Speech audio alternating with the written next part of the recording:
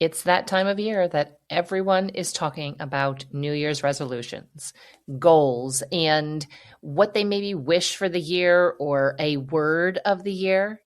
Whether you tend to love this type of thing or you tend to get caught up in the hype or you hate it, I think it can be a good practice at this time of the year to reevaluate before you jump back into the second half of the school year after taking some of a break for the Christmas holiday. But when you do that, when you reevaluate, let's be realistic. I promise today's episode is not going to be a word salad of pep talk and mantras. I like to just give you actual tactical tips, things that you can think about, mull over, maybe even draw some things out that you have been thinking about. And I feel like at this time of the year, there's just so much that's just like, I mean, I'll say it again, like a word salad. It's just a bunch of words, just fluff stuff to kind of just make you feel good and feel inspired. And you walk away and you're like, now what am I supposed to do with that? That is not what's going to happen today. I'm going to give you some ideas and some direction so that you can set some realistic goals for the new year here for your homeschool. Let's get into it now. Welcome to Little by Little Homeschool Podcast, where we talk anything and everything homeschool and all that encompasses the homeschool lifestyle. I'm your host, Leigh Nguyen. I'm a mom who never intended to homeschool, and suddenly I am here, 14 years later, with 2 homeschool graduates and 1 more to go. No matter where you are in your homeschool journey, Little by Little Homeschool seeks to empower and encourage you to carry out this amazing calling of home educating and discipling your children. It's not always easy, but I'm here to walk alongside you because I promise that these years are worth all of your effort. Grab that load of laundry that needs folded, settle in at the kitchen sink to wash those dishes, or tie up those walking sneakers, and let's get into today's topic. Before I get into sharing with you what I have learned about setting realistic goals, because hello, I'm going to raise my hand, I have set some very unrealistic goals, and that does not feel good on the other side when you realize that really actually wasn't even doable. But before we get into those tips, those ideas I have for you, I told you about this last week, and so I'm going to let you know that starting right now today, Reimagine Your Homeschool is available for you to join and to get into. I am so excited to come alongside you as you evaluate and set your homeschool on an intentional course for the rest of the homeschool year. Now really is the perfect time because you've taken a break. You've probably been thinking about it, maybe in the back of your mind, the forefront of your mind. I know with Christmas, there's just a lot going on, but you maybe have been observing your kids and saying to yourself, something has to change, or a few things need to change, or we are just kind of winging it here, and I really need to get on some type of course. And so this break has been a time that it's just good whenever you take a break. I mean, we do this at the beginning of the homeschool year, and now is a really good time to stop and to think and to really say, have I been using my time wisely? Have we been meeting our goals? Did we even set any goals? And so this time of the year is a good time as you're probably thinking about and evaluating a lot of different things. So now is the perfect time. And guess what?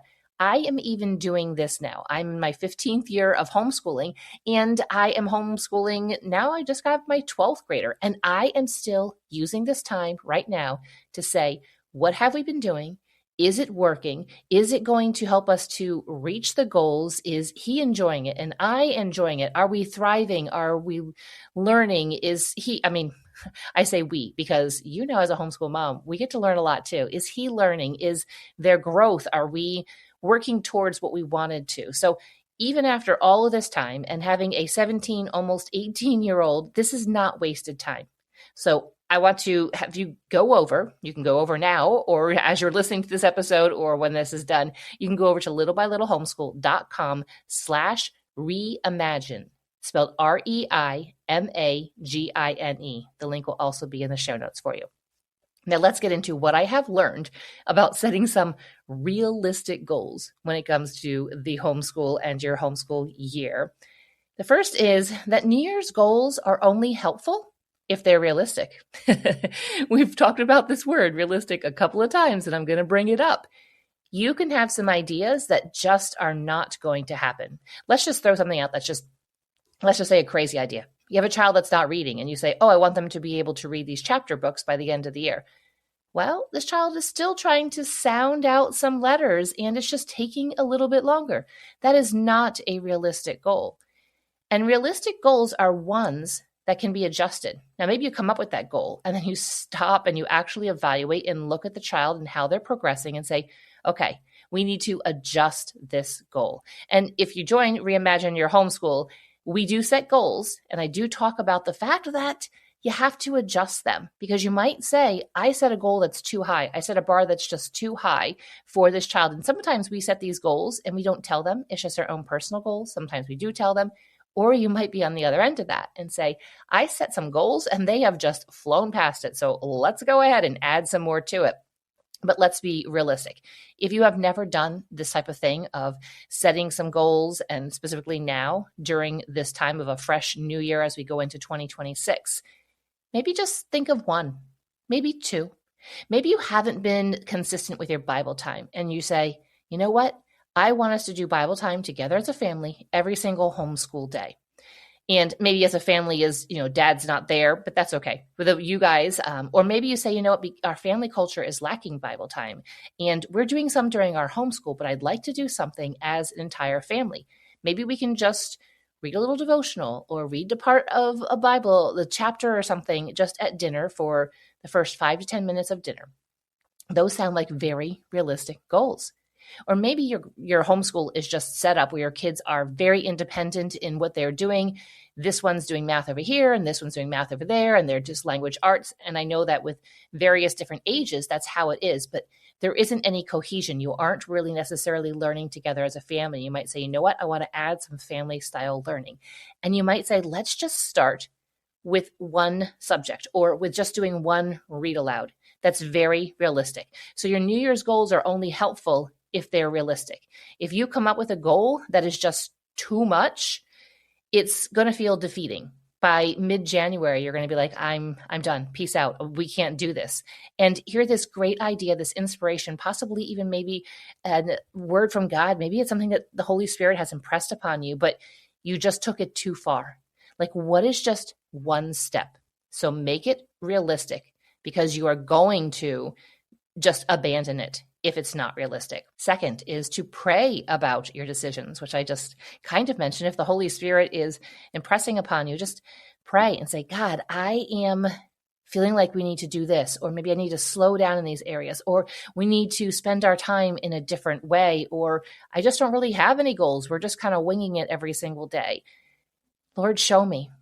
Give me the clarity, give me the wisdom and the direction, and bring some resources and people into our lives that can be helpful. So pray about these decisions and this goal or goals that you have and say, God, let me know if these are not in line with your will.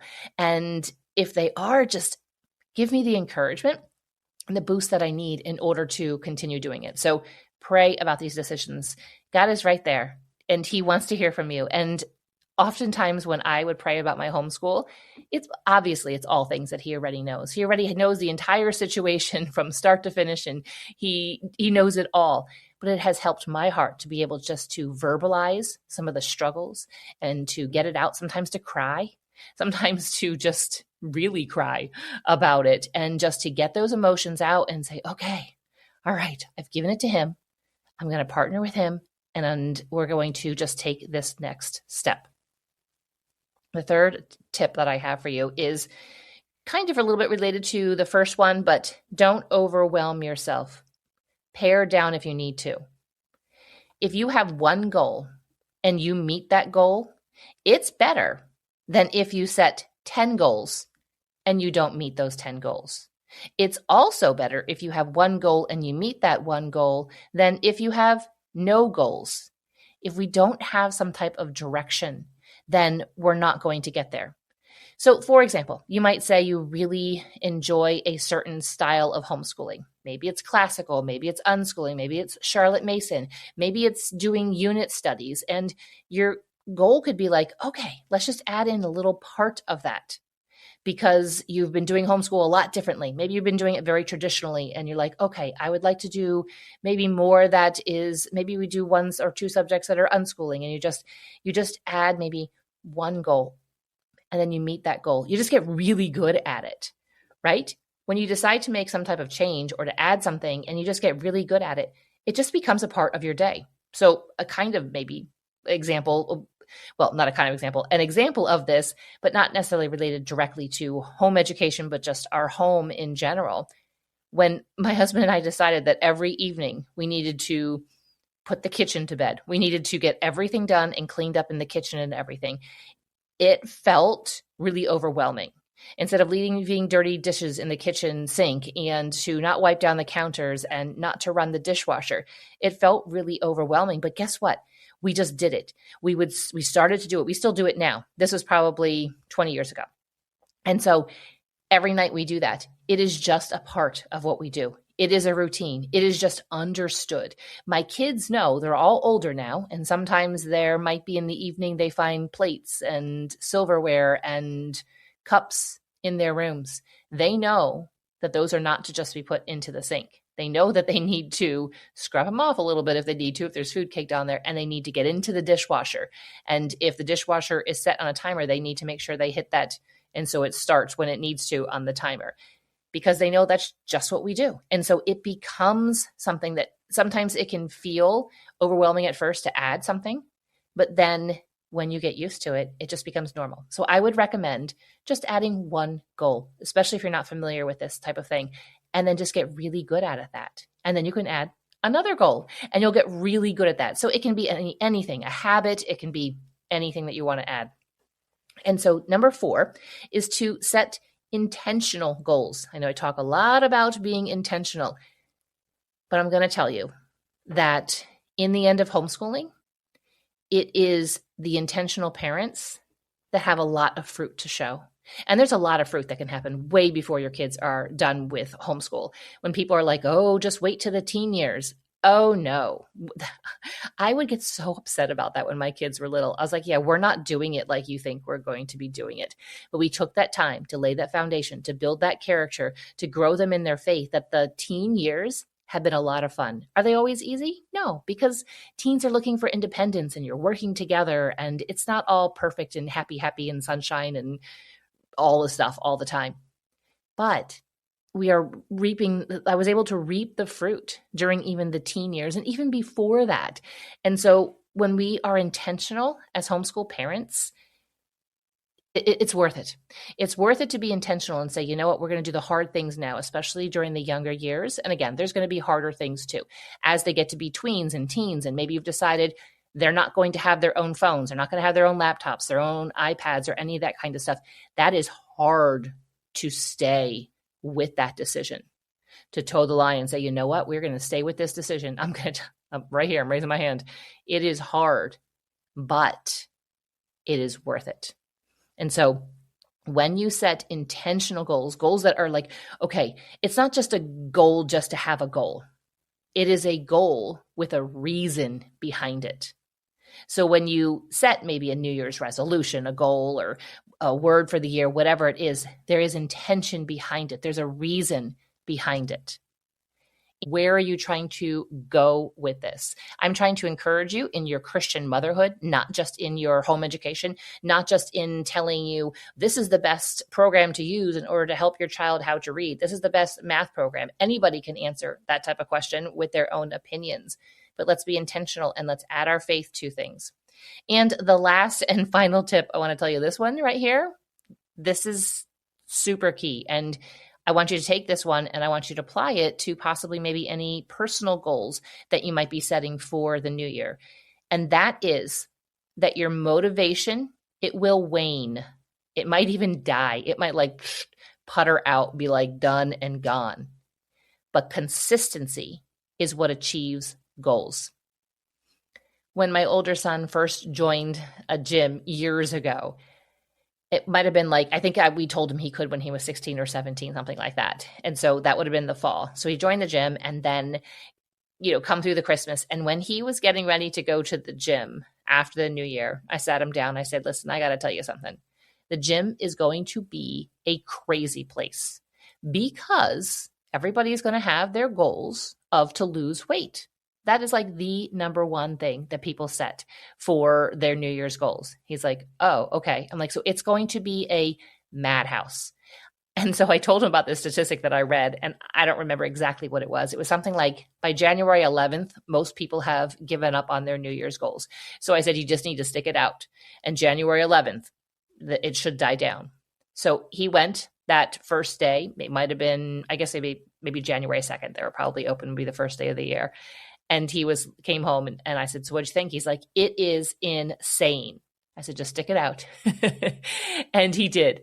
And come then January 12th, he came home and he's like, yeah, it's about normal now. There's some people that have stuck around. And so, I mean, we can kind of laugh. It is a little bit sad. I hope those people didn't continue to pay a membership and then not necessarily go, but we can be so excited about a goal, a New Year's resolution, about the brand new, fresh start that we have here to the homeschool year. And then that excitement and that motivation, it's going to die down. There's going to be things that are going to come up. You're going to have a child that's sick and you just kind of get a little bit off course, or you're just tired. Hey, it's the wintertime and it's not very sunny out. And it's just, we're inside a little bit more. We're more cooped up and everything. Whatever the reasons are, your motivation is going to dwindle. But it is your consistency is what is going to achieve your goals.